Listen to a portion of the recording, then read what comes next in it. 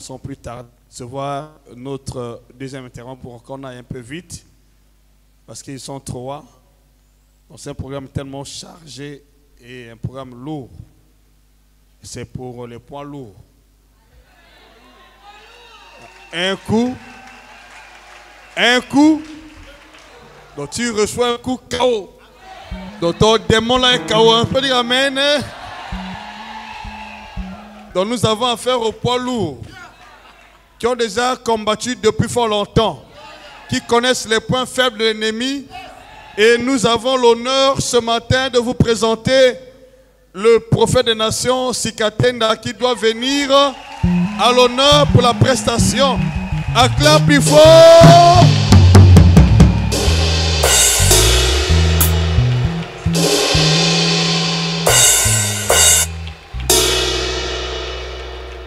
Ok, c'est bon. Je bénis le Seigneur comme je l'ai fait hier. Je vais honorer l'ange de cette maison comme je l'ai fait hier. C'est un homme de Dieu comme je vous avais dit. Avant d'y arriver ici, je viens presque d'un travail de 3 mois sans stop. Et on a passé des heures et des heures dans des prières. On a eu des programmes de 2 semaines. Les prières ont commencé de 8 h jusqu'à 2 h du matin. On pouvait se reposer que de 13 h à 14 h, de 18 h à 19 h, et tout le reste des temps, c'était des enseignements et des prières intenses. Et pendant que j'ai prié, c'est là où Dieu m'avait parlé. Je pense que je vous l'avais dit ici. C'est un homme qui a le cœur pour le travail de Dieu. Et le temps est arrivé. Le temps est arrivé où Dieu l'amènera encore au-delà. Et surtout, ce que j'aime, parce qu'il a beaucoup de l'amour avec mon mentor, le papa David Edebo. Et voilà encore, il y a quelque chose qui nous lie et tellement fort. Que le Seigneur te bénisse abondamment. Comme je l'ai fait hier, il faut donner l'honneur à ceux qui méritent l'honneur. Il y a un grand patriarche du pays, l'homme de Dieu, l'apôtre Ndeke. Nous allons l'honorer. Que le Seigneur bénisse abondamment. Et ce maman, que le Seigneur vous bénisse de votre soutien auprès des hommes ouins. Parce que, vous savez, être à côté d'un homme ouin, ça fait partie d'un appel aussi. Il y a beaucoup qui aiment. Aujourd'hui, comme il y a du goût d'être prophète, apôtre. Il y a beaucoup qui aiment être des femmes, des hommes de Dieu, mais non. C'est un appel. Que le Seigneur bénisse. Maman, que le Seigneur vous bénisse. Comme je l'ai dit hier, à l'absence des patriarches, on l'appelle le maréchal en Angola, hier. En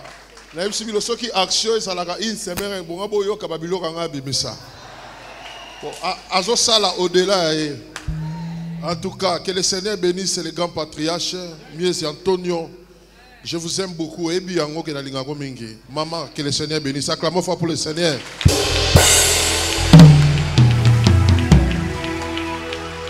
Je bénis le Seigneur pour l'homme de Dieu. Que le Seigneur bénisse beaucoup. Et l'homme de Dieu qui vient de nous bénir tout à l'heure. Que le Seigneur continue encore. Le chemin est long, mais nous allons y arriver. Que le Seigneur vous bénisse. Merci beaucoup, on peut se mettre.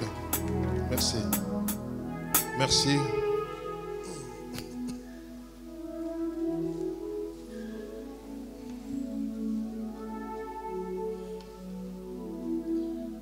Sans plus tarder, prenons nos Bibles. Néhémie chapitre 13, verset 6 à 9. Ok. S'il vous plaît.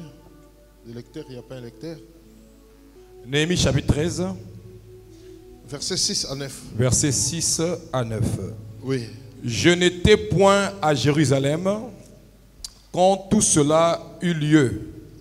Alors, okay. Car j'étais retourné auprès du roi la 32e année d'Artaxerxès, roi de Babylone. À la fin de l'année j'obtins du roi la permission de revenir à Jérusalem. Et je m'aperçus du mal qu'avait fait Eliashib en disposant une chambre pour Tobija dans les parvis de la maison de Dieu. J'en éprouvais un vif déplaisir et je jetai hors de la chambre tous les objets qui appartenaient à Tobija. Le verset 9.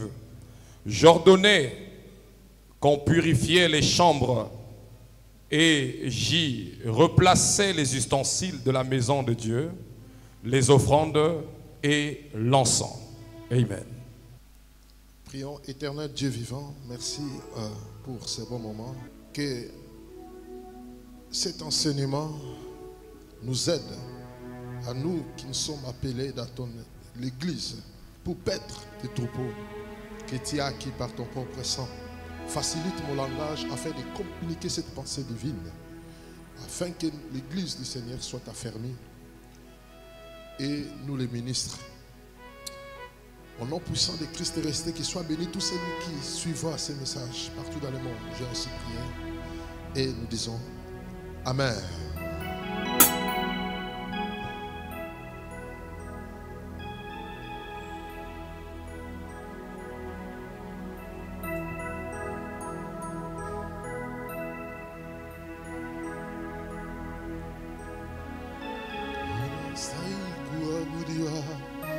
Unastahili Baba,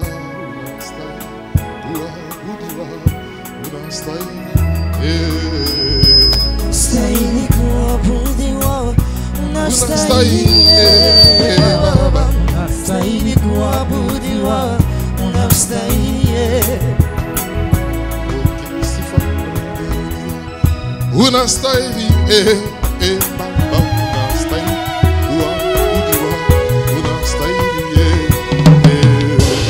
unastahili kuabudiwa, unastahili Baba, unastahili kuabudiwa, unastahili unastahili kuabudiwa, unastahili Baba, unastahili kuabudiwa, unastahili unastahili kuabudiwa, unastahili Baba, unastahili kuabudiwa, unastahili Yesu obongina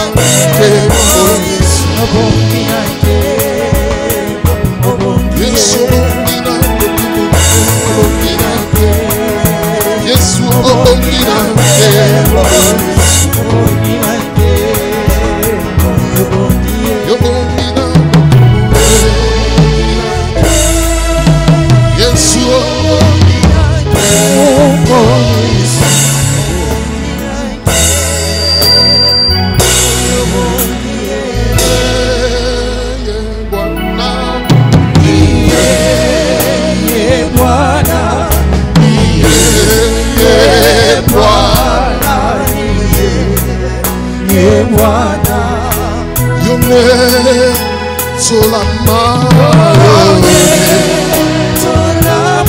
Yes, your name,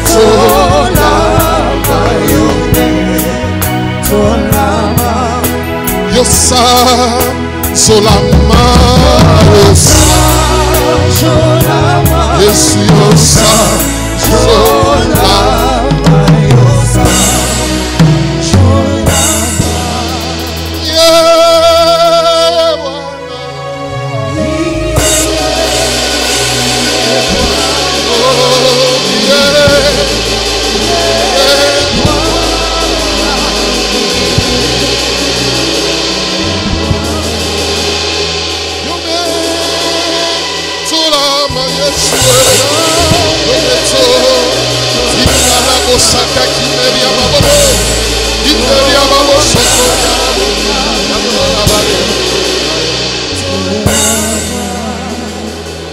Acclamons fort pour les rois des rois, Seigneur des Seigneurs.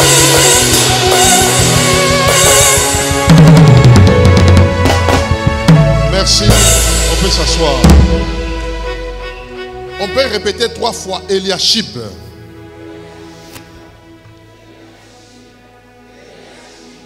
S'il vous plaît, répétez encore 3 fois Eliashib.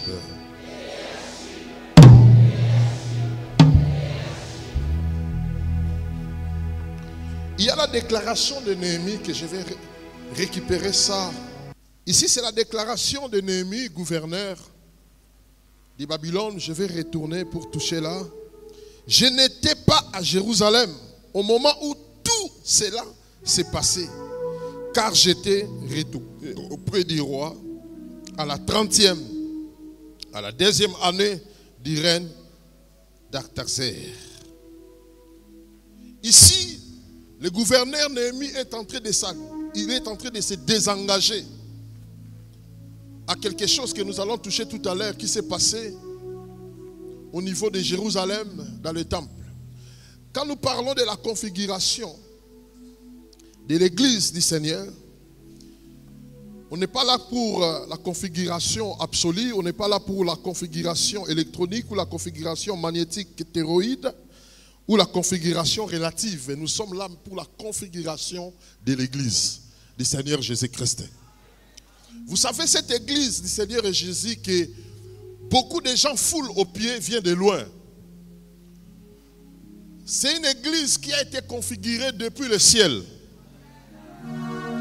La Bible déclare dans le livre d'Exode, chapitre 25, verset 8, Dieu dit à Moïse, vous me ferez un sanctuaire selon le modèle que je t'indiquerai, et j'habiterai au milieu de vous. Dieu avait besoin d'une habitation après la chute de l'homme dans le jardin d'Éden. Dieu habitait avec l'homme, il mangeait, il parlait, nous connaissons l'histoire. Mais après la chute de l'homme dans le jardin d'Éden, le problème qui préoccupait Dieu qui a créé l'homme à son image, comment je pourrais encore habiter avec l'homme que j'ai créé à mon image? Et la seule chose qu'il a trouvé, de faire monter Moïse, comme j'ai dit hier dans Exode chapitre 19, verset 1, après 3 mois qu'ils ont quitté l'Égypte, traversé la mer Djoung, ils sont arrivés dans la montagne d'Horeb. Dieu fit monter Moïse dans cette montagne. Et il dit à Moïse, tu diras à mon peuple, vous avez vu comment je les ai transportés, comme l'aigle transporte ses aiglons. Je vous ai amenés jusqu'ici. La première chose, si vous obéissez à ma parole. La deuxième chose, si vous gardez mon alliance, car toute la terre est à moi, vous serez un peuple distingué de toute la terre. Vous serez un peuple mis à part. Et au verset 6, la Bible dit, vous serez un royaume de sacrificateurs. Alors tu diras au peuple de se préparer pendant 3 jours, et après 3 jours, je vais à leur rencontre pour traiter une alliance avec eux. Moïse est descendu à préparer le peuple pendant 3 jours. La Bible dit, il avait leurs habits. Or, la parole de Dieu déclare que ne déchirez pas vos habits, mais déchirez plutôt vos cœurs. C'était une façon de leur préparer parce que ce Dieu est tellement saint. Hier, nous avons parlé de sa sainteté, de sa justice et comme prince de vie. Lorsque s'approche de lui, on doit toujours se sanctifier, comme la parole de Dieu déclare dans Ésaïe chapitre 59, verset 1. La main de l'Éternel n'est pas trop courte pour toucher, ni son oreille n'est pas bouchée pour nous écouter, mais ce sont nos crimes qui nous séparent de lui. Après 3 jours, Dieu a dit au peuple, dit à Moïse, dit au peuple de ne pas s'approcher de la montagne, de ne pas même toucher la montagne. Et la Bible dit, pendant que Dieu n'était pas encore descendu pour commencer à communiquer à son peuple, des tremblements. Et lorsque Dieu a commencé à parler, les affaires d'Israël disent, non, non, non, non, non. Dites à l'Éternel, cette affaire ne nous concerne plus. Qu'il n'ajoute pas un mot de plus. Et Moïse lit la loi et il dit au peuple, est-ce que vous prenez l'engagement d'obéir à cette loi? Les peuples ils ont dit oui, nous obéissons. Nous prenons l'engagement d'obéir à cette loi. Et la Bible dit, Moïse, Dieu lui indiqua un animal et il égorgea, il mit du sang dans les bassins, il mélangea avec de l'eau. La Bible dit, il aspergea le sang sur les livres et sur les peuples. pour dire que et le livre et le peuple, ils sont devenus un. Il y a un mariage qui a été fait entre ma loi, entre ma parole et le peuple. C'est pour cela qu'on appelle le livre de l'Alliance. Et Dieu dit à Moïse, maintenant tu peux faire retourner le peuple dans leur maison et toi tu vas monter encore dans la montagne. Et lorsque Moïse monta dans la montagne, il y resta au moins 40 jours dans la montagne. Or, ce qui m'étonne ici, lorsque Dieu a appelé Moïse dans Exode 3, vous allez comprendre que c'était un apprentissage accéléré. Il dit, tu dois y aller dire à Pharaon de laisser partir mon peuple. Et Moïse commence à chercher des raisons. Il dit, non. Qu'est-ce que tu as dans tes mains? Un bâton. Jette-la. Il jette. Tu peux l'attraper. Le serpent revient à bâton. Prends ta main. Mais qu'est-ce que... Il y a la lèpre. Retourne encore. Qu'est-ce que... La main est devenue saine. Donc, c'était en fait une accélération parce que Dieu voulait engager Moïse dans une mission cascade pour libérer son peuple. Moïse était apprenti dans les choses de Dieu. Concernant la puissance, parce que la Bible dit Moïse était doué de toute science égyptienne. Il maîtrisait la sorcellerie égyptienne. Mais la divinité de Dieu, il était loin de ça. Au domaine de la puissance, Dieu n'a pas pris le temps pour former Moïse. C'était aujourd'hui, il y rencontre, et demain il pouvait l'envoyer, va. Après plusieurs épreuves. Mais à ce qui concerne maintenant sa divinité, là ça change tout. Dieu a pris le temps. Il dit, pour comprendre la divinité, les grands secrets que j'ai réservés pour l'homme que j'ai créé à mon image, tu dois prendre le temps. Voilà pourquoi des moments comme celle-ci, des écoles d'enseigner le serviteur, ce sont des moments où on peut prendre même toute une semaine. Moïse a eu 40 jours. Dieu lui dictait. Rien à voir comment jeter encore le bateau pour se transformer en serpent. Non. Ça, ce sont des choses des amateurs. Pas comment frapper le bâton dans la mer rouge pour que ça se sépare. Non. Parce que les magiciens de Pharaon aussi faisaient, nous connaissons l'histoire. C'est que Moïse faisait, les magiciens de Pharaon, ils étaient là aussi pour le faire, pour le prouver. Mais ce qui concerne cette divinité, mes chers frères, il faut prendre le temps. La divinité, ça ne se prend pas dans un seul jour, dans 2 jours, 3 jours. Non. C'est là où beaucoup de celles-là qui ne sont pas bien affermis dans la parole se disent que nous tous nous sommes pareils. Qui te dit ça? Nous sommes égaux. Qui te dit ça? Même la Bible dit concernant notre Seigneur Jésus-Christ dans Hébreux chapitre 1. La Bible dit, il viendra et il sera au-dessus des égaux. Christ Jésus. Il y avait des égaux qui cherchaient à s'égaler à lui. Mais à cause de lui, donc, sur sa tête, ça fait qu'il soit au-dessus des égaux. On ne joue pas avec la divinité. Nous tous, on ne peut pas être pareils, au même niveau.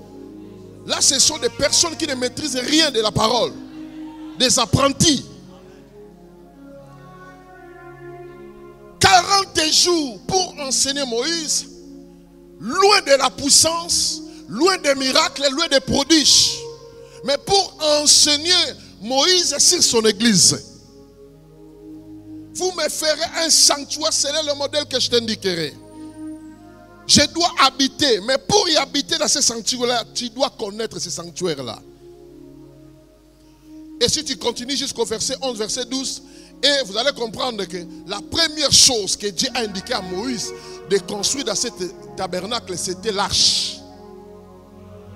Le premier ustensile, le premier élément, c'était l'arche. Et c'était l'arche, nous connaissons, c'était des bois d'acacia. Mais Dieu a ordonné que ça soit couvert de l'or pire. Nous connaissons quand la Bible parle du bois, on parle de la chair, on parle de l'humanité. Ça veut dire la chair doit être couverte de la divinité de Dieu, qui était l'image de Christ Jésus lui-même. La parole a été faite chair, habitée au milieu de nous. Nous avons contemplé sa gloire, comme la gloire du Fils unique, venu du Père. La parole faite chair, mais il avait la divinité en lui que les yeux humains ne pouvaient pas détecter. Voilà pourquoi lorsqu'il a posé même la question aux disciples, qui dites-vous de moi? Oh, les gens disent que non, pas les gens qui disent, vous qui êtes avec moi, qui dites-vous? Oh, tu es l'un des anciens prophètes. Oh, tu es Élie. Mais la Bible dit que le Père a révélé à Pierre. Et Jésus a dit, ce n'est pas le sang et la chair qui t'ont révélé, c'est mon Père qui est dans les cieux. Parce que pour voir la divinité qui était cachée dans la chair de Jésus, il fallait que le Père, le ciel, te révèle les secrets. Parce que ce secret-là a été caché là. Vous me ferez un sanctuaire, c'est le modèle que je t'indiquerai. Et après moi, j'habiterai au milieu de vous. C'est ce sanctuaire-là qui était l'objectif de l'appel d'Abraham, pour qu'il soit le canal par lequel Dieu accomplira ce sanctuaire. Si Dieu avait appelé Abraham, parce que Dieu avait la vision de rétablir son royaume sur la terre. Oh, il ne pouvait pas rétablir le royaume que l'homme a perdu sur la terre sans le sanctuaire. Et nous connaissons, dans Genèse chapitre 22, il dit à Abraham, tu me prendras ton unique fils. Je te montrerai la montagne. Va à Morija. C'est là où tu vas y aller déposer ce fils-là. Et arriva dans la montagne de Morija, Dieu dit non, non, ce n'est plus ton fils. J'ai vu ta foi. J'ai béni le Seigneur parce qu'on parlait de la foi ici. J'ai vu ta foi. Ne touche plus à ton fils. Et Dieu jura de lui donner, d'accomplir toutes les promesses qu'il lui avait données. Mais vous remarquerez, pour y aller plus vite, la Bible déclare dans le livre de 2 Chroniques, chapitre 3, verset 1, Salomon commença à bâtir le temple de l'Éternel dans la montagne de Morija, qui a été indiqué par son père David. On ne parle pas cette fois-ci d'Abraham, mais on parle de David qui a eu la révélation de cette montagne pour dire, comme Dieu m'a refusé d'ériger cette église, alors il a trouvé le sang dans mes mains, ça sera à mon fils. Et toi, mon fils, après moi, c'est dans cette montagne que tu vas construire cette église. Imaginez, Abraham, il est monté dans cette montagne. Il a offert aussi les offrandes, mais il n'avait pas acheté la montagne. Mais à son fils David, dans 2 Samuel chapitre 24, verset 24, nous connaissons l'histoire des dénombrements. Lorsque la colère de Dieu s'est enflammée, la Bible dit, David voyait comment il y avait des morts d'hommes. L'ange de l'Éternel était là, il tuait, il frappait. David, il a senti que c'est à cause de moi que ce peuple est en train de subir ce sort. Parce que le prophète Gad lui avait dit, tu dois choisir 3 fléaux. Et pendant qu'il y réfléchissait, Dieu lui-même a commencé à tuer. Et David il dit, mais comment enlever ces plaies? Il dit, comme ma broussa, l'arche que Dieu avait construite dans les mains de Moïse est au désert. Si je m'aventure d'y faire un voyage, de quitter ici, pour y aller rejoindre cet sanctuaire-là, parce que le seul endroit que je connais, que je peux invoquer l'Éternel pour que ces plaies soient ôtées, c'est dans le sanctuaire que Dieu a révélé à Moïse, qui lui avait dit, tu me feras un sanctuaire selon le modèle que je t'indiquerai. Malgré que Moïse est déjà parti, mais il y a un modèle qui reste dans le désert. Alors si je m'aventure de faire le voyage jusqu'au désert, tout mon peuple sera exterminé. Alors, on doit chercher un lieu tout autour pour enlever ces fléaux.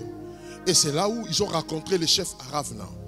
Lorsqu'ils sont arrivés chez Aravna, comme Aravna avait son champ, Aravna, lorsqu'il a aperçu le roi, il s'est mis à genoux. Il dit, vive éternellement au roi.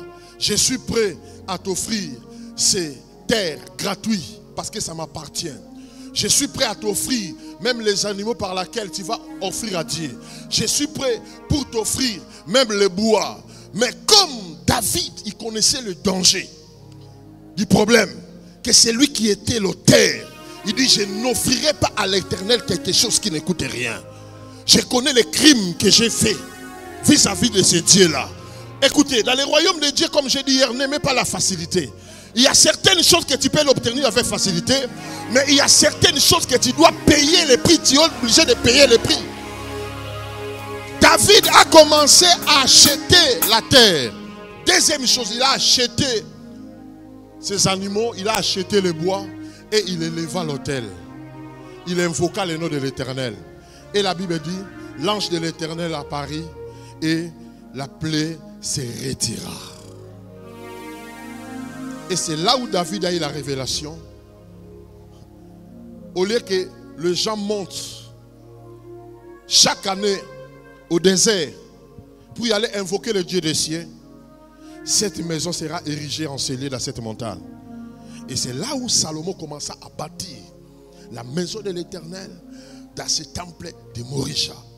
Or, la Bible déclare dans le livre de 2 Chroniques, chapitre 7, verset 1, nous connaissons, la Bible dit, après que Salomon il dédicaçait ce temple, il était au devant de l'autel. Il n'avait pas encore fini à prier. Le feu a quitté le ciel, a consumé tous les holocaustes qui étaient au-dessus de l'autel. C'est cette église que cette génération en a besoin. Avant que tu finisses même à prier, le feu est en train de consumer les démons. Le feu est en train de produire les miracles. Le feu est en train de confondre tes adversaires. Ce n'est pas passer des tas dans des montagnes. Nous tous nous sommes des personnes de montagne. Ce n'est pas passer des tas dans des heures et des heures, des années, des jours et des jours. Mais il n'y a aucun résultat, il n'y a pas l'effet. Non, ce n'est pas cette église. Salomon avait déterminé sa prière, le feu descendit consumant. Qu'est-ce qui a fait que le feu a consumé? On n'a pas le temps de tout lire. Écoutez, la Bible dit ceci. Pendant que Salomon construisait cet édifice, la Bible dit, je pense que dans 2 Chroniques chapitre 6, verset 7, si je ne me trompe pas. La Bible dit, lisez-moi ça de lecteur, s'il vous plaît. Lisez-moi ça. 2 Chroniques chapitre 6, verset 7. David, mon père, avait l'intention de bâtir une maison au nom de l'Éternel, le Dieu d'Israël. Non, allez dans 2 rois. 1 roi, pardon, 6, 7. 1 roi, chapitre 6, le verset 7. S'il vous plaît. 1 roi, chapitre 6, verset 7. Oui, c'est ça. 1 roi, chapitre 6, le verset 7. Lorsqu'on bâtit la maison, on se servit de pierres de pierres toutes taillées, et ni marteau, ni hache, ni aucun instrument de fer ne furent entendus dans la maison pendant qu'on la construisait. Virgule 22, vite, s'il vous plaît. Le verset 8. 22, virgule 22. Verset 22. Verset 22, oui. Il couvrit d'or toute la maison tout entière, et il couvrit d'or tout l'autel qui était devant le sanctuaire. Merci. Ça, c'est la force de cette maison. La première chose, Dieu a ordonné, lorsque cette maison sera construite, il n'y aura aucun outillage qui amènera le bruit à l'endroit où on est en train de faire monter cette maison. Tout le bruit sera à l'extérieur. Cela veut dire, vous allez tailler des pierres à l'extérieur, le bruit se fera à l'extérieur, et vous ramenez que les pierres, vous allez poser, mettre chaque chose à sa place. Si vous êtes trompé du mesurage, vous serez encore obligé de faire encore des kilomètres et des kilomètres en dehors pour y aller tailler. Et après avoir taillé, là où la maison était construite, là où était cette maison dans cette montagne de Morisha, on n'attendait aucun bruit du marteau, aucun bruit de ce que nous connaissons lorsqu'on est dans le chantier. Pourquoi? Parce que c'était là où l'Éternel devait faire sa demeure. C'était un endroit où le peuple devait venir recevoir les saluts, la guérison, la délivrance de leurs âmes. Et à la fin, la Bible dit, on a embelli tout ce temple 100% en or. Comme nous avons lu dans Exode chapitre 25. Ça veut dire la divinité a couvert tous les bois. Tous tous les bois étaient cachés dans cette matière d'or qui est la divinité de Dieu. On ne pouvait pas voir les bois, on ne pouvait pas voir la chair humaine. C'est l'église que le Seigneur en a besoin. Voilà pourquoi la Bible nous montre, dans le livre de Galates chapitre 5, les œuvres de la chair et les œuvres de l'esprit. Quand tu es animé des œuvres de la chair, on peut rapidement te détecter que malgré qu'il parle de Jésus, mais il y a encore la jalousie, il y a encore l'envie, il y a encore la haine, il y a encore ceci, il y a encore des disputes, il y a encore des querelles. Mais lorsqu'on est animé de l'esprit de Dieu, il y a aussi les fruits de l'esprit que nous connaissons dans Galates. Ça veut dire qu'il n'y avait aucun bruit dans cette église. Mais voyons maintenant dans notre génération d'aujourd'hui ce que nous voyons à l'église du Seigneur. Le bruit de l'extérieur s'est introduit à l'église. La chair est devenue un lieu de rendre compte. Un lieu de dispute. Ça c'est quelle église? Et les gens s'attendent à la gloire. S'attendent à la visitation du Seigneur. Vous ne le verrez pas. Vous continuerez toujours à tourner en rond. Parce que vous ne connaissez pas le prix par lequel le ciel a payé pour cette église. Ce n'est pas une église de la configuration des noms sur la terre. Mais c'est une église, sa configuration vient de loin. Comment des hommes de Dieu ont amené la querelle? Le peuple de Dieu, comme la Bible déclare dans le livre des Actes chapitre 20 verset 28, prenez garde à vous tous, les évêques et le Saint-Esprit a établi pour paître les troupeaux de Dieu, qu'il a acquis par son propre sang. Le peuple là qui sont acquis par le sang de Jésus, ils quittent leur maison, ils se préparent, ils viennent à l'église pour être édifiés. Et toi, homme de Dieu, tu es devant la chair, tu prends ces livres pour rendre les comptes, pour que les gens écoutent les bêtises, pour détruire la foi des gens.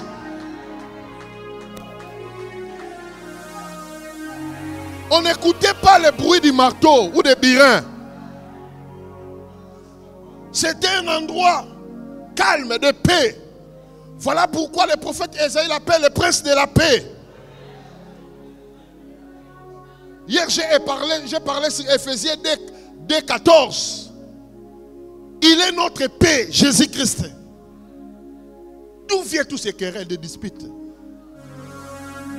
Si tu te sens que tu n'es pas prêt pour bénir le peuple, cherche une personne qui est prête, par laquelle le Saint-Esprit passera pour bénir le peuple.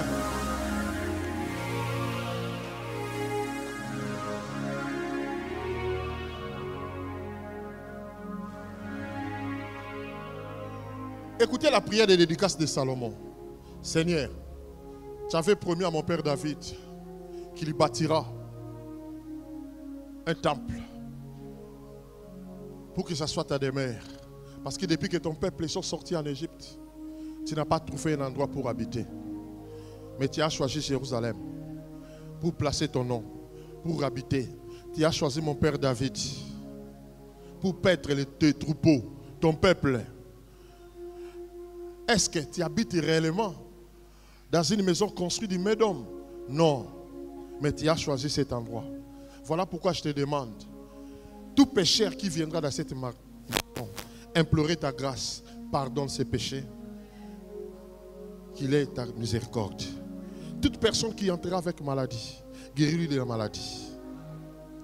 Même si ton peuple sont en guerre, ils sont loin de cette maison, mais ils trouvent une difficulté là où ils sont en guerre.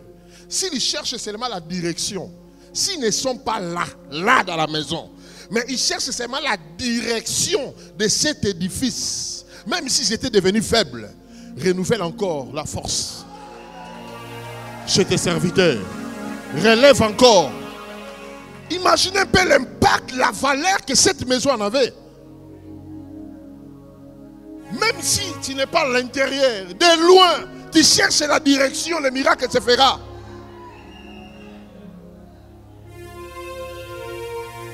Et cette maison a été bafouée. Je n'ai pas le temps d'y entrer dans l'histoire de Roboam et Jéroboam, ça va nous amener loin. Je n'ai pas le temps d'y entrer dans l'histoire des prophètes Shema, ça va nous amener loin. Une chose que tu peux savoir, vous savez, lorsqu'il y a eu la division du royaume, le prophète Shema, nous connaissons, il a pris sa veste, il a suivi les serviteurs de Salomon, qui était Jéroboam. Il prit sa veste à lui, il déchira ça à 12 morceaux. Il prit 12 morceaux, il donna à Jéroboam. Et il prit 2 morceaux, il garda. Il dit, à cause de l'alliance que Dieu avait faite avec David, malgré le royaume est divisé, mais il préserve 2 parties à cause de l'alliance de David à ses fils. Mais toi, Jéroboam, tu récupères les 12 morceaux. Ça veut dire les 10 morceaux, ça veut dire les 10 tribus. Et c'est ce qu'il a fait. Là où ils étaient partis au nord, les 10 tribus, là où Jéroboam régnait, il est allé chercher des architectes qui ont construit la maison de Baal. Avant même de chercher l'architecte qui a construit la maison de Baal, ils ont commencé d'abord à acheter la terre de Samarie. Avant, on n'appelait pas ça Samarie. C'était une montagne qui avait son nom. Je n'ai pas le temps d'y entrer en détail. Et on changea le nom de cette montagne Samarie. Ça veut dire quand on voyait à Jérusalem, il y avait la montagne de Moria. Et au nord, on voyait une nouvelle montagne qui est achetée à cause de la convoitise qu'on devait bâtir le temple, pas selon le modèle, la configuration du ciel, mais selon la configuration du Dieu de Baal. Tout ça c'était pourquoi? Pour garder sa position. Parce qu'il savait si je laisse ce peuple y aller adorer à Jérusalem, ils garderont la foi du Dieu d'Abraham, Isaac, Jacob. Ils garderont la loi que Dieu avait donnée à son serviteur Moïse. Il les a privés à cause de son égoïsme. Il a préféré créer une idolâtrie. Et il a élevé un édifice selon le modèle du Dieu de Baal. Vous savez, tout le monde a droit de construire comme il veut. Mais la Bible dit, faites attention à la manière. Je vais commencer mon ministère. Tout le monde a droit. J'ai eu la révélation, tout le monde a droit. Mais à la manière, il faut faire très attention.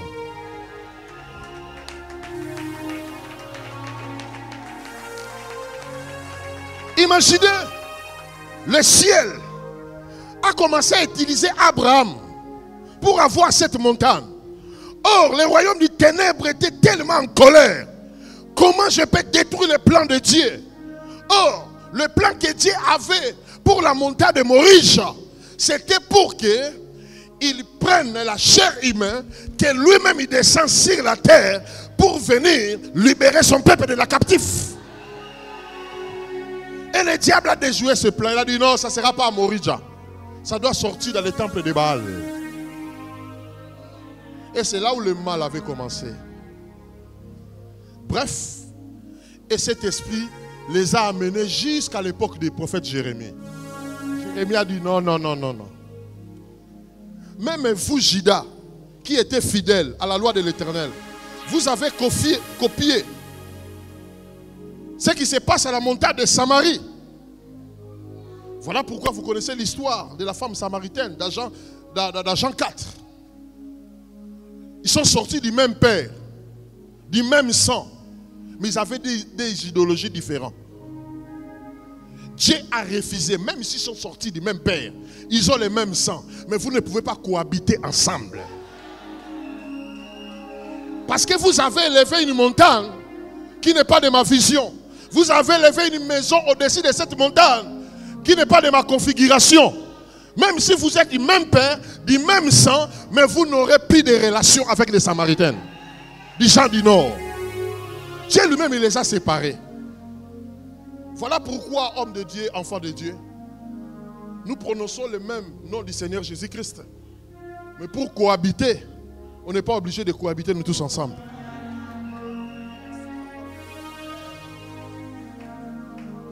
On n'est pas obligé, nous tous, de cohabiter. Les gens ne comprennent pas quand Jésus parle de l'unité de l'Église. Dieu lui-même a séparé le peuple qui sont issus d'un seul Père. Il a dit, comme vous avez transformé votre montagne en Samarie, vous avez élevé l'édifice de l'idolâtrie, je vous sépare avec le peuple de Juda. Voilà pourquoi la femme samaritaine dit, nos pères, ils ont bu sur ces puits. Nous aussi, les enfants, on a bu sur ces puits. D'où viendra l'eau que tu es en train de me proposer? Et Jésus dit, si tu boiras de cette eau, tu auras toujours soif. Mais l'eau que moi je te donnerai deviendra une source, coulera jusqu'à la vie éternelle.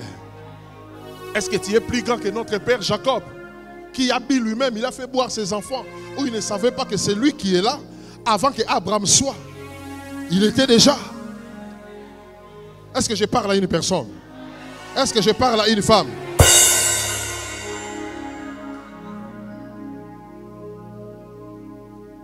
Et c'est Jérémie maintenant. Il dit trop c'est trop. Comme vous avez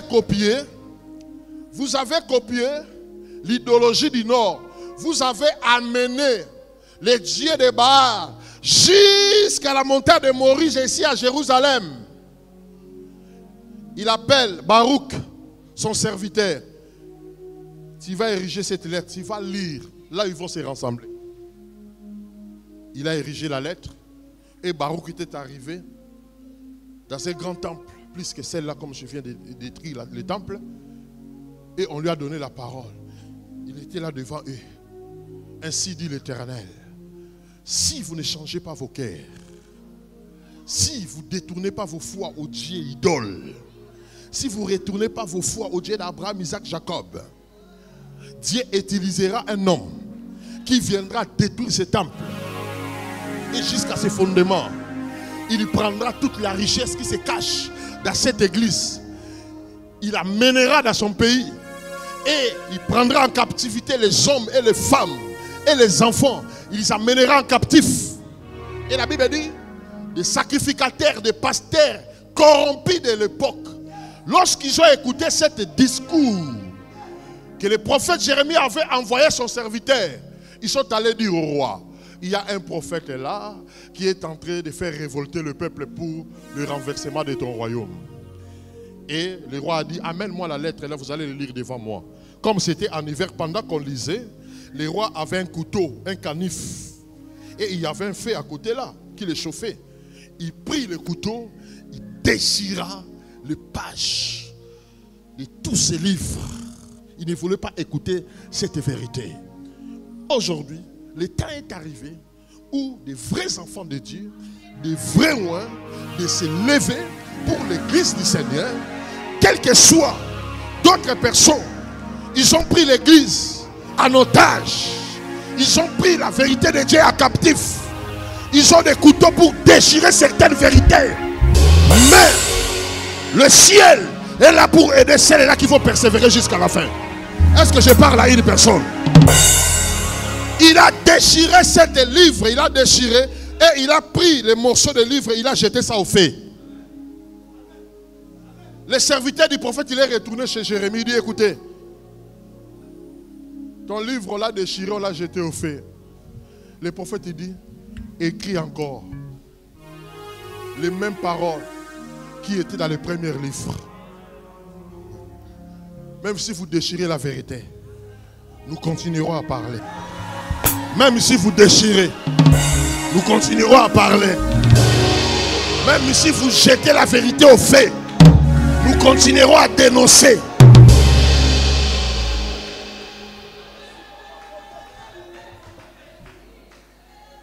Ils ont dit, comme ce prophète, il ne veut pas écouter.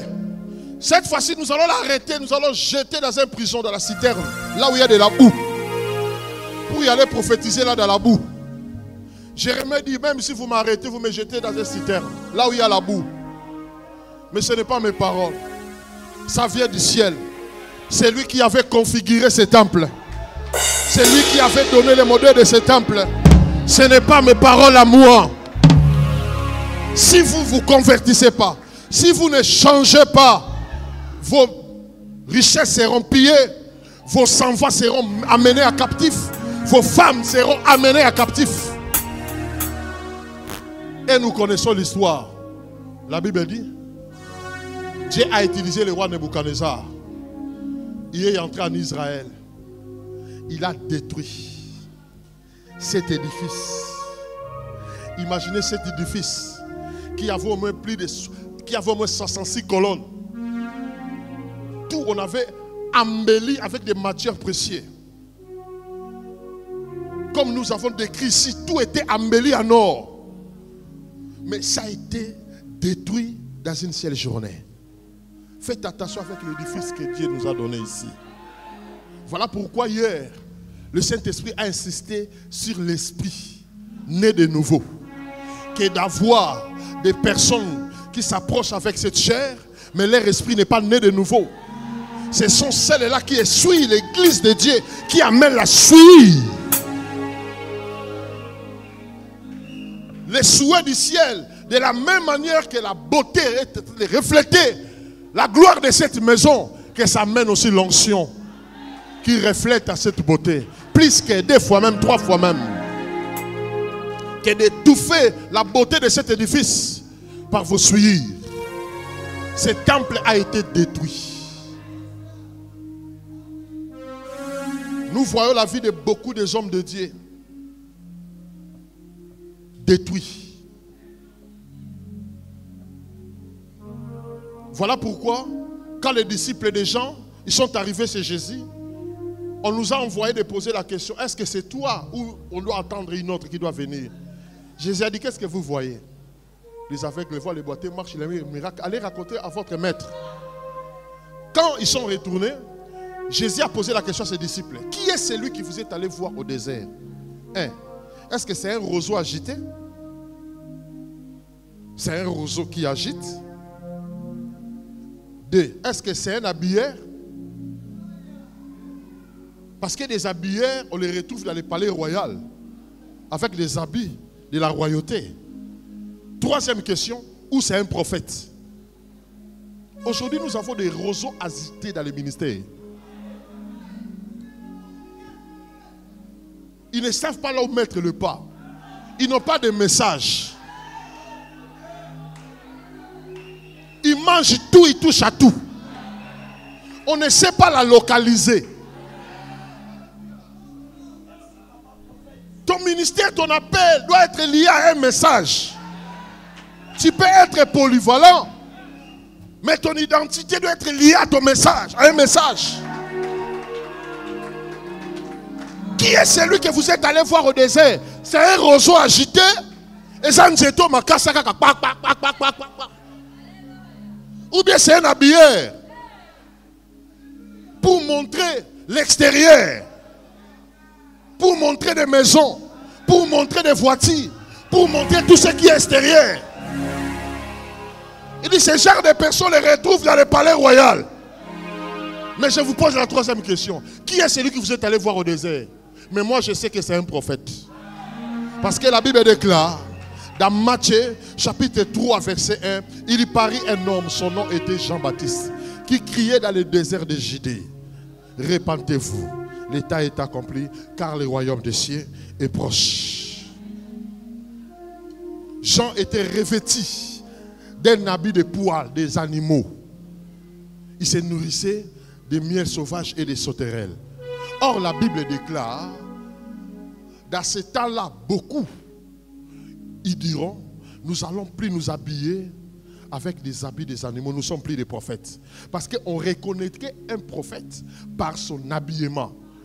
Tous les prophètes dans l'ancien temps, ils avaient un seul habit, c'était la peau de l'animal. Mais la Bible dit, dans les derniers temps, il y a beaucoup qui vont refuser. Ils diront, nous sommes des laboureurs, nous n'allons plus nous habiller avec des habits de peau. Nous ne sommes plus des prophètes. Le temps est arrivé.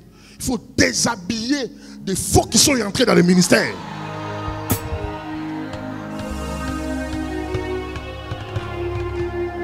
Qui se sont vêtus de cet habit-là des prophètes, des apôtres, mais ils ne sont pas apôtres, ils ne sont pas prophètes, ils ne sont pas pasteurs. Ils doivent retourner à labourer. Ils doivent labourer.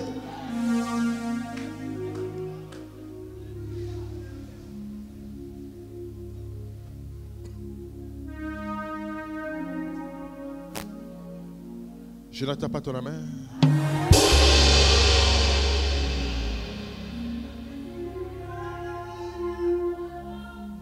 Jésus dit c'est un prophète. Vous savez, Daniel avait 17 ans. Dans Daniel chapitre 1. Daniel avait 17 ans.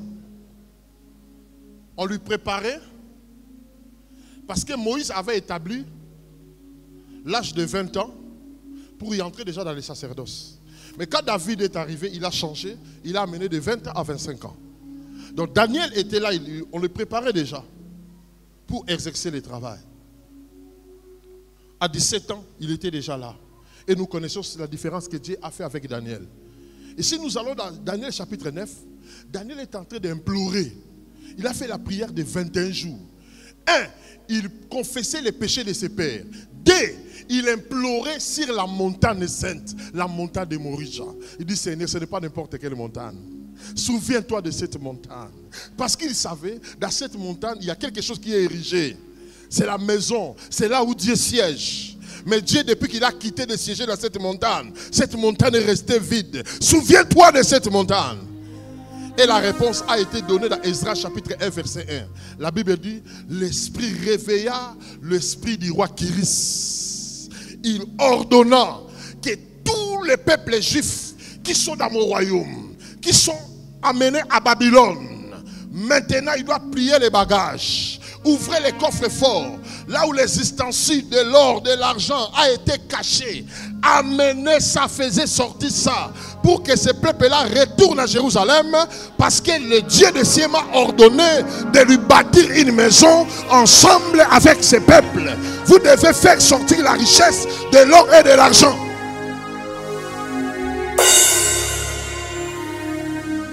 Et dans Ezra chapitre 3, nous avons vu des générations. C'est là où le problème. Ils sont allés voir les fondements. Là où l'église était construite. Le diable peut tout détruire. Mais celui qui a un bon fondement, c'est difficile pour que le diable lui terrasse jusqu'au bout.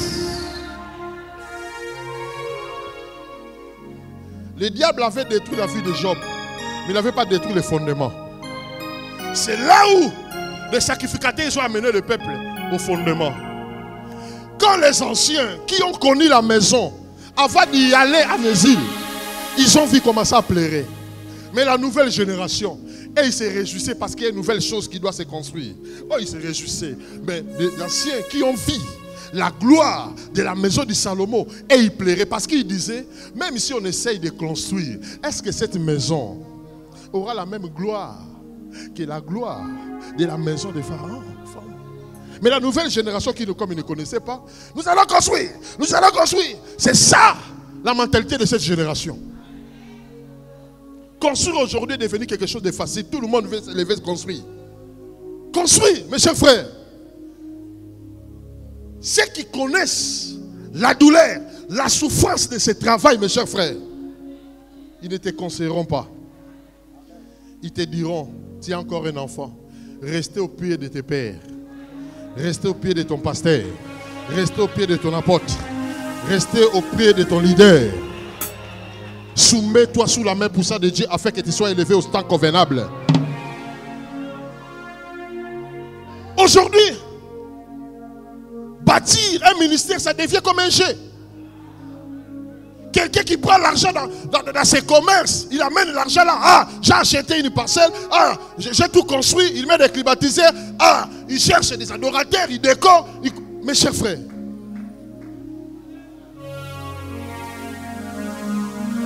mon père a fait une année avec une seule pantalon, avec une seule chemise. Pendant une année, il prenait tout son salaire. Il déposait au pied de son père spirituel, Mouzé Alexandre Haïdi Nabal. Mais il avait les enfants.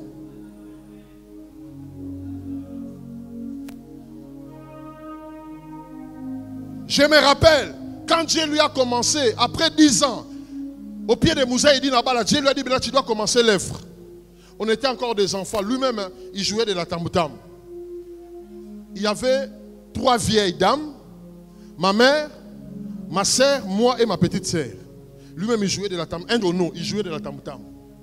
Et quand il commence à prophétiser, nous allons dormir. Il peut faire des états de prophétie. Mon serviteur, ne crains rien. Dans les jours à venir, moi l'Éternel, je ferai ceci, je ferai cela, je ferai ceci. Tes enfants, ils seront distingués. Tu auras des maisons, des villas, partout dans le monde. Ne crains point. Nous aurons fait la Rome. Vous allez à l'école. Vous mettez des cahiers dans des sachets, vous mettez des élastiques là. À l'ère de la création, l'ère du repos là, on a vu d'autres enfants comment leurs parents les préparaient des sandwichs, des saucisses. Nous on était là, on les regardait. Mais quand vous retournez à la maison, au moment de la prière, la prophétie commence. Ne craignez pas, Seigneur, moi le Seigneur, Jésus-Christ, je t'élève, tes enfants, ils seront différents, ceci, de là.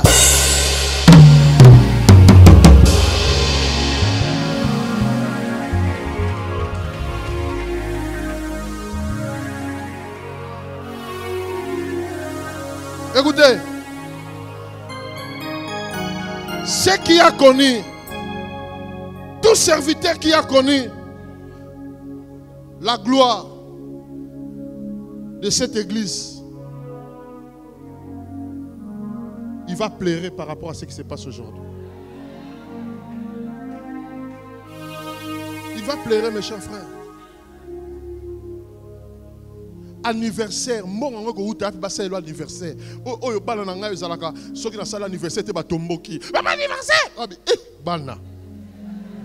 Anniversaire.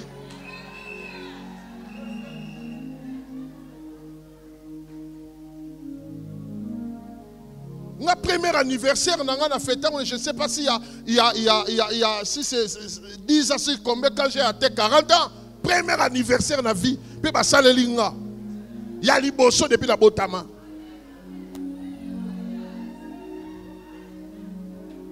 Mon anniversaire. Mais aujourd'hui, tout ce que la sueur de mon père a sémé, c'est le fils qui est en train de...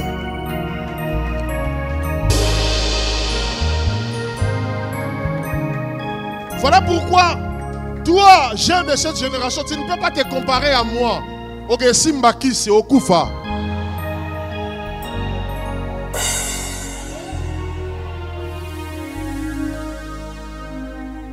Moi, je suis ce que la Bible dit dans Ésaïe 11:1.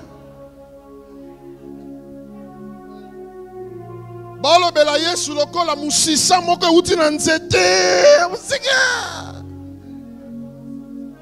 Est-ce que vous avez musisa? Tata no sale la nan. Tata no souffre pour na kombo enzam. Mais bah présenter hier sur Ésaïe 11:1.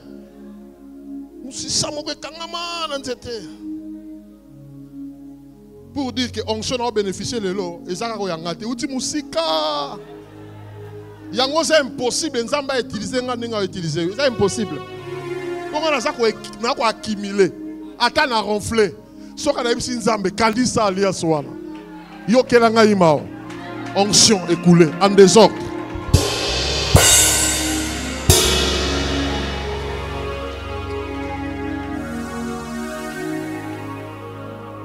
Écoutez, le problème c'était quoi? Il me reste 10 minutes, je dois terminer. Le problème là c'était quoi?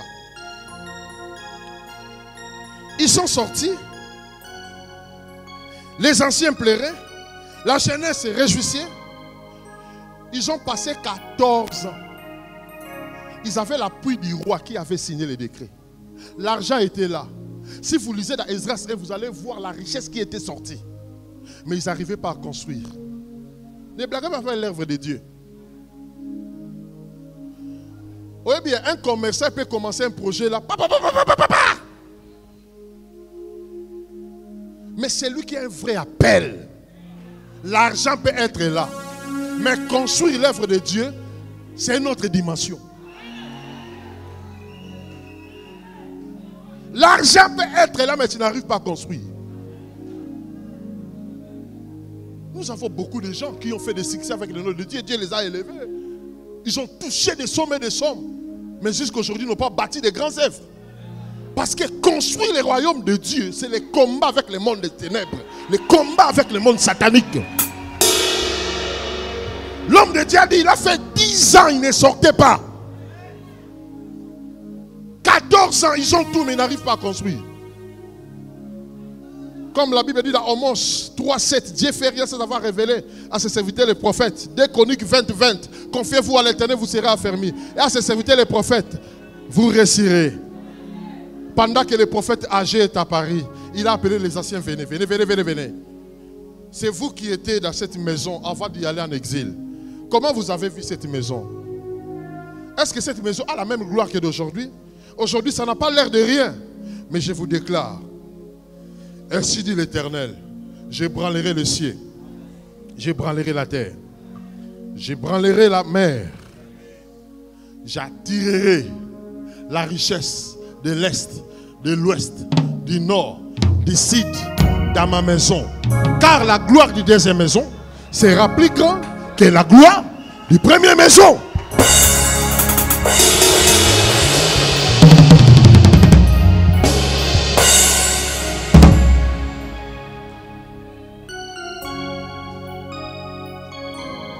Une seule parole prophétique a motivé qui commence les travaux. Une seule parole que tu es en train d'écouter dans ma bouche, ça te relève, toi qui te croyais arriver à la fin. Toi qui regardais ton passé, tu disais que je ne pouvais plus reconstruire ma vie. Je ne pouvais pas reconstruire mon ministère. Que cette parole te relève encore, que tu commences quelque chose de nouveau. Et à la fin, la maison a été construite. Mais le problème en est, la maison est construite. On a mis le cadenas. Dis cadenas. Répétez encore cadenas. Répétez cadenas. C'est ça le problème.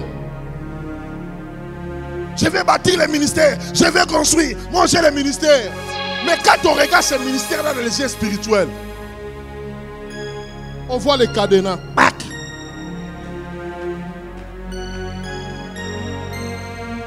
Il n'y a pas le feu qui était descendu le jour de Salomon. Il n'y a pas la gloire. Il n'y a rien du ministère. Mes chers frères, les jours où je suis allé au Nigeria, je faisais que pleurer pendant 3 jours. Le papa Oyedepo m'a dit, tu vas dormir dans ma maison. Et la première fois qu'il est arrivé, j'avais acheté, j'étais encore vraiment tout jeune, pendant que les Amers là régnaient, j'ai fait la commande à Munich de 120 000 $. On m'a commandé Amer aux États-Unis, ils ont mis toutes les options. Je disais, bon, comme je suis un jeune serviteur en tout cas, j'ai ramené ça à Kinshasa, c'était en 2008.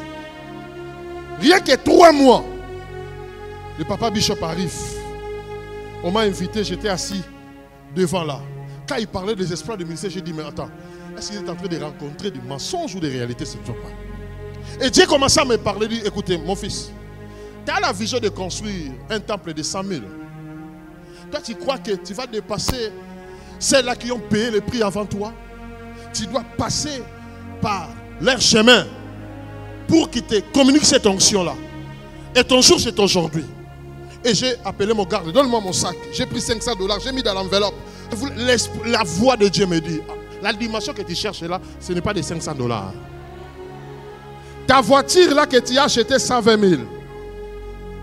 Rien que 3 mois. C'est cette voiture-là que tu vas les yeux crier. Hey! J'étais là devant toi. Hey! Hey! Le pasteur de l'église m'a dit, prophète, il y a un problème. J'ai dit, hey, non, non, il n'y a pas un problème. Je ne voulais plus que mon esprit soit transporté. J'étais là seulement pour dire amen, pour éviter que mon esprit entre encore. J'ai dit, non, non, non. Ça, ce n'est pas la voix de Dieu. Et à la fin, comme c'était la voix de Dieu, j'ai été soumis. Je suis allé là où il était logé. Or, ce jour-là, il a dit que je vais recevoir personne. Pendant qu'il était dans sa chambre, Dieu lui a parlé. J'envoie un serviteur. J'ai une histoire avec lui. Tu dois descendre. De la même manière que Kenneth Copeland est entré dans ta vie, De la même manière que toi, tu dois y entrer dans la vie de cet serviteur-là. Et pendant qu'il descendait dans sa suite, lui-même, il a ouvert la porte et j'étais là. Il dit, c'est toi que Dieu a envoyé. Viens. J'ai commencé à lui parler. Je lui ai dit, voilà, je lui ai donné l'histoire de mon père. C'est moi qui est resté comme Salomon. Mais Dieu m'a donné la vision de construire un temple de 100 000 places. Mais Dieu me dit aujourd'hui, je dois emporter la sémence. Il n'était pas assis, il était là, moi, 10 minutes debout. Il m'a regardé, il a dit, ok, laissez la clé là. Tu peux partir. Alors son pasteur était content, il savait que c'est cette voiture-là. C'est impossible que papa amène ça. Je pense que l'homme de Dieu était dans les 80e anniversaire de papa.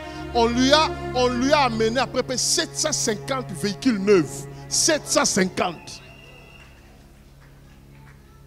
Des voitures de 100 000, de 200 000, de Rolls, de 750. Il dit, où est-ce que je vais amener cette voiture? Et son pasteur était content, il savait que le papa dira, ah bon, prends la voiture. Et le bishop est retourné. Pendant qu'il est retourné, après 3 jours, il a appelé. Dieu m'a parlé. Cette semence-là, fait entrer dans les bateaux, ça doit venir ici. Parce que Dieu a quelque chose qu'il veut faire avec ses serviteurs. Après 7 ans, les gens qui aiment la facilité, après 7 ans, il m'a envoyé ses pasteurs venir me chercher. Dieu maintenant m'a parlé. Le temps est arrivé pour que tu t'approches de mon alliance. Il m'a dit d'organiser sa réception au Congo. Il y a des images, vous pouvez voir dans des YouTube. Les stades des martyrs étaient comblés. Il n'y avait pas là où mettre les gens. Et avant de partir, il me dit, viens, tu vas monter dans mon jet. Tu peux t'asseoir. Mets-toi debout. Ok, tu peux partir. Maintenant, Dieu t'a donné ton avion. Et je vous dis qu'en novembre ici, il va inaugurer son grand temple qu'il construit là-bas. Je vais amener mon jet pour lui présenter.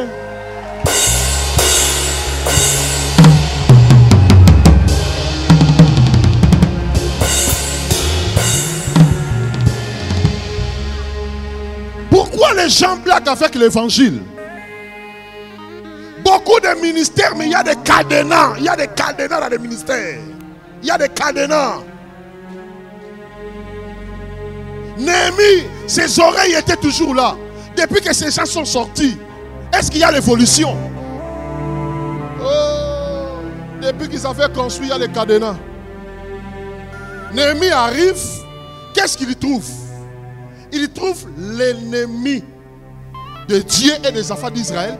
C'est lui qui a empêché le peuple de bâtir Tobija. On lui a réservé une chambre dans le parvis. Là où on gardait les trésors du temple. Là où on devait garder de l'encens. Là où on devait garder de l'offrande. C'est là où les sacrificateurs. Vous avez oublié le nom? Je vous avais fait répéter 6 fois ici les noms. Le nom de qui? Hein? Oh, tu as oublié le nom de qui? Oh. Hein? Ea? Nous avons beaucoup de Yachim ici. Ea? Et Yachim. Nous avons aujourd'hui beaucoup de Yachim. Ils introduisent des personnes à des sacerdoces par l'amour de l'argent.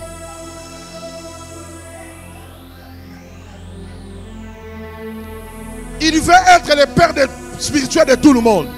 Il veut être le mentor de tout le monde. Tu ne connais pas l'histoire de la personne dans son ministère. Tu ne connais pas si la personne marche avec l'esprit de la rébellion, la malédiction de ses pères. Mais parce qu'il t'apporte l'argent, tu es là pour la consacrer. N'oubliez pas le nom. C'est qui les sacrificateurs, les souverains sacrificateurs? Nous avons beaucoup de Hachim aujourd'hui dans nos jours. Et puis, quelle place qu'il lui a donné? La chambre là où on gardait la salle, les offrandes, toutes les ustensiles. L'ennemi de Dieu, l'ennemi du royaume, il fait y entrer là. De Judas Iscariote, Et quand il vient dans le ministère, il cherche seulement ses côtés, la finance.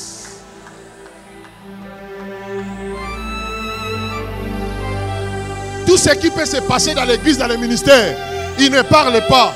Mais quand il y a une cotisation, quand il y a un appel de fonds, c'est là où leur voix s'élève. On veut voir clair. Qu'est-ce que cet argent-là fait?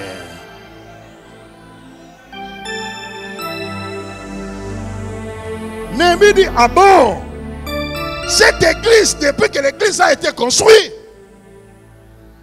on a mis le cadenas dans la porte.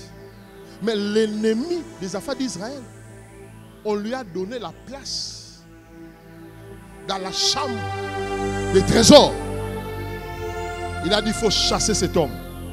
Il faut jeter tous ces objets d'or pour sanctifier le sanctuaire avant que les cérémonies commencent dans le sanctuaire. Si les apôtres, si des prophètes, si des pasteurs, si les leaders de cette ville, ils ne prennent pas conscience pour chasser des Tobitcha que vous avez introduits dans le ministère, des enfants qui n'ont pas d'appel, que vous avez introduits dans le ministère, pour les chasser dehors, pour souiller l'église, vous ne verrez pas la gloire de Dieu.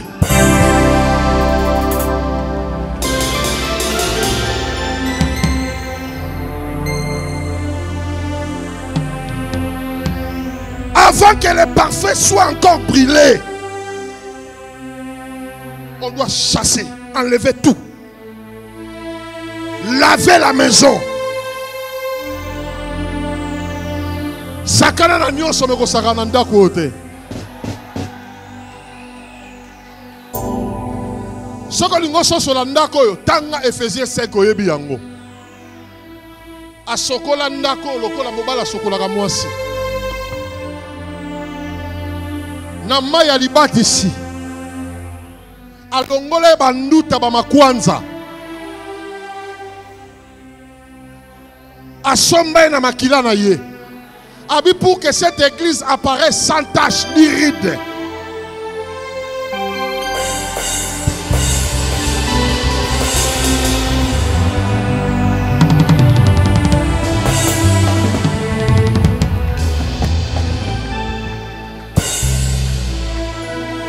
Serviteur de Dieu,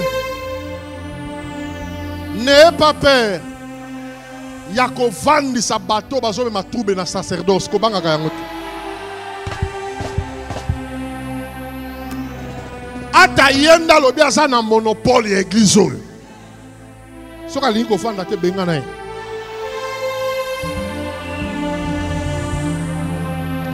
Tout celui qui amène la suie Asa monguna ya royaume.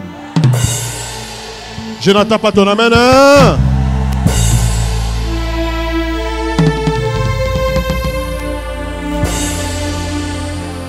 Voilà pourquoi la Bible dit dans Ephésiens chapitre 2, verset 19 à 21. Vous êtes assis sur les fondements des apôtres et des prophètes. Et Jésus-Christ lui-même étant la pierre angulaire. Jésus-Christ ne peut pas être la pierre angulaire si tu n'es pas assis sur les fondements des apôtres et des prophètes. Maintenant, toi qui dis que tu as la révélation, okutani na Yesu. Yesu wana a appuyé yo mutosa ko boya ko vanda na fondement ya ba apôtre na ba prophète. Ozo boya ko vanda makolo batata na yo. Olingo bibisa Yesu pierre angulaire. Azalaka pierre angulaire bongote. Avant comme à pierre angulaire, tu dois d'abord t'asseoir.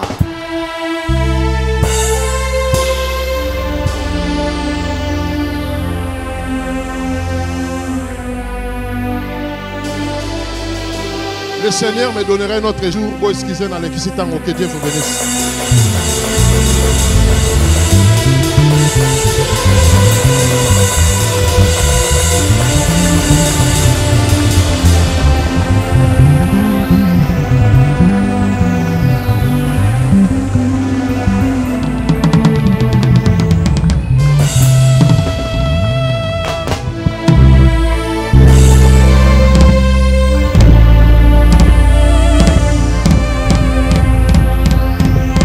Amen. Est-ce que nous pouvons pousser les cris de joie et acclamer pour la gloire de Dieu?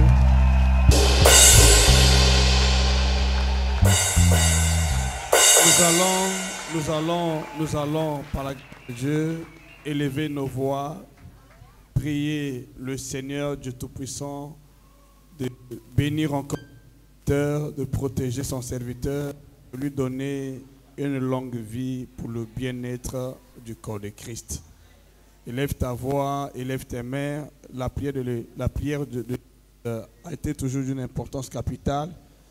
Lorsque Pierre était en prison, ce n'est pas lui qui avait prié pour la délivrance, ni pour sa sortie de la prison. C'était l'Église qui ne cessait pour sa délivrance, et cela a été fait. Élève tes mains, nous allons prier. Nous avons besoin de telles personnes, de telles icônes, de tels généraux dans l'Église, le corps de Christ aujourd'hui. Papa, nous te prions pour ton serviteur. Merci pour ce message délivré qui nous a vraiment secoué, qui nous a fait du bien, qui nous a vraiment Dieu par toi, Seigneur Dieu. Seigneur, laisse mes puissants sur sa vie, que tes yeux soient sur sa vie, que tu le protèges, et tu confondes ses adversaires, ses ennemis dans le nom de Jésus. Seigneur, nous te bénissons, toute confiance et certitude, que tu écoutes la voix de l'Église dans le nom de Jésus. Merci, Papa. Au nom puissant et précieux de Jésus-Christ, on peut dire plus fort Amen et acclamer. Merci, prophète des nations, pour ce message puissant et fort qui nous a vraiment secoué et ramené dans les hauteurs de l'esprit. Amen. Vous pouvez vous asseoir. Vous savez, je n'ai pas eu le temps de délivrer ce message comme il le faut, parce que aujourd'hui nous ignorons la configuration de l'Église de Christ. Message. Le fait n'est pas d'être appelé enfant de Dieu, fils de Dieu, serviteur de Dieu. De quelle église fais-tu part? Et quelle est la configuration de cette église? Quelle est la vision de cette église? L'église de Christ a une vision. L'église de Christ a un modèle défini depuis le ciel. C'est ce que nous ignorons aujourd'hui dans nos assemblées. Nous bâtissons, bien sûr. Est-ce que tu bâtis selon les normes fixées par le Seigneur? Si tu as bâti selon les normes fixées par le Seigneur, tu auras sa gloire. Mais sinon, tu n'auras pas sa gloire. Voilà, il y a tellement de choses qui manquent dans l'église de Christ parce qu'on ne connaît plus qui est de l'église, qui ne l'est pas. On ne connaît plus, il y a un chaos total. J'ai beaucoup apprécié, je ne suis pas là pour faire de commentaires ou pour mettre encore le feu dans l'huile. J'ai beaucoup apprécié l'exemple pris par le prophète.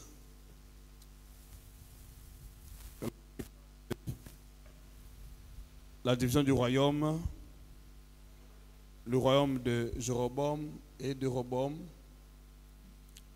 Ils avaient tous des temples, mais qui n'étaient pas de la même configuration. C'est ce que nous assistons aujourd'hui. Un vrai homme de Dieu n'est pas là pour peuple sur l'autel. Prêcher les calomnies, tu n'as pas de message, ferme la Bible. Règlement de compte sur la chair. Quel est ton message? Et où de Dieu?